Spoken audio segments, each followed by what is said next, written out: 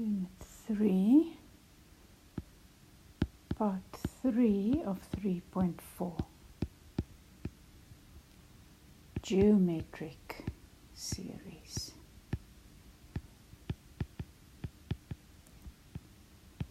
Right, let's just recap. This is still part of sigma notation. So sigma notation means you have to add a number of terms and there's some or other pattern to them. Now, for two of the kinds of patterns, we have short ways of adding them. In other words, a short rule for getting the answer without physically having to add them all. One way was if you, for each term to get the next term, you add the same number or you subtract the same number.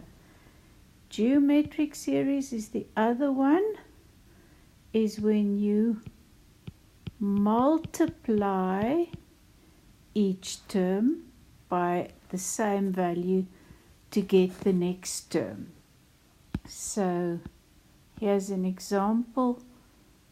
Let's say p equals 1 up to 7 of 3 times 2 to the p minus 1. Right, can you see that the 3 is not to the power, only the 2. So when p is 1, that is 3 times 2 to the 0, plus 3 times 2 to the, if p is 2, 2 minus 1 is 1, plus the next value p is 3, so 3 minus 1 is 2. Let's do one more. 3 times 2 to the 3. And our last term will be 3 times 2 to the 7 minus 1, which is a 2 to the 6. Right, I'm going to work out the first 4 values. 2 to the 0 is a 1. So it is 3 times 1, which is 3.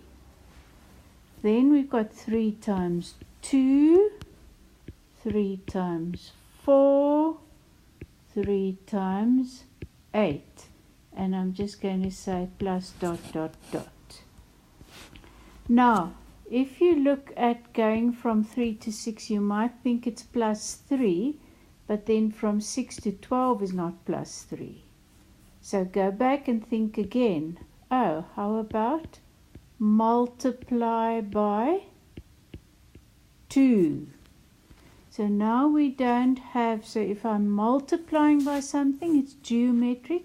We don't have a common difference. We have a common ratio, which we write as an R, and our common ratio is 2. Right, with these it was easy, but here's a little trick for if the ratio is quite hard to find. Your common ratio R is if you take any term, let's say the second term, and you divide it by the previous term, then you should get your common ratio. So 6 divided by 3 gives me 2. But it should this be the same all the time. So you'd also take the third term, 12 divided by 6, also gives you 2, etc. So if it's one that you can't see so easily, you'll use that rule. Right, what else do we know? We still have first term is called A, which is 3. How many terms? Top minus bottom plus 1, 7 terms.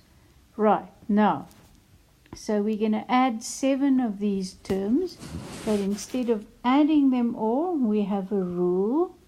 So your formula for adding so many terms when it's a geometric series, in other words, where you multiply, is more involved. Make sure you've got that formula. So Let's do it here. S7 equals 3 times 2 to the 7 minus 1 over 2 minus 1. Again, you can put it in your calculator. Just make sure you put it in correctly. It gives you 381. Right, let's do a slightly harder one just to show you these you can actually get quite, shall we say, ugly answers. I'm going to start at -2 and go up to 4, and it's a half times 3 to the 1 minus r. So that is a half times 3 to the 1 minus 2, so 1 plus 2, plus a half times 3 to the 1 minus 1, plus, I'm going into myself here, right? A half times 3 to the 1, plus, let me do one more, a half times 3 to the 0.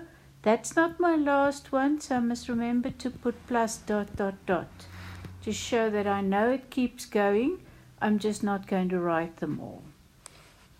Right, you can work out each particular value on your calculator.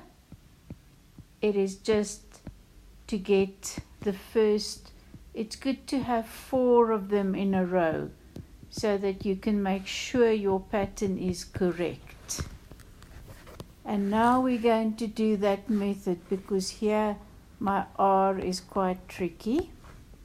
So I'm going to do T2 divide by T1. In other words, 9 over 2 divide by 27 over 2. Remember your fraction rules. It gives you 1/3. So your R is now a fraction. What is my A? It's my first term, 27 over 2. What is my N? How many? 4 minus 2 plus 1, which gives me 7. So 7 terms again. 27 over 2 times, now I've got to put the third in a bracket, to the 7 minus 1 over a third minus 1. And when you calculate that, you get 1093 all over 54. So often with these we will just give the decimal value and round it to 2 decimal places. So you can just give it like that. So with geometric, it is possible to get quite ugly answers. Let's just do one final little special one. If I have, for instance, I equals 1 to 10, but there's no I, the variable that I've got down here isn't in the number. There's only a constant. Then your rule is just 10 times 4 equals 40. So as many terms as I have times my constant, and that gives me my answer. So that's just a special one.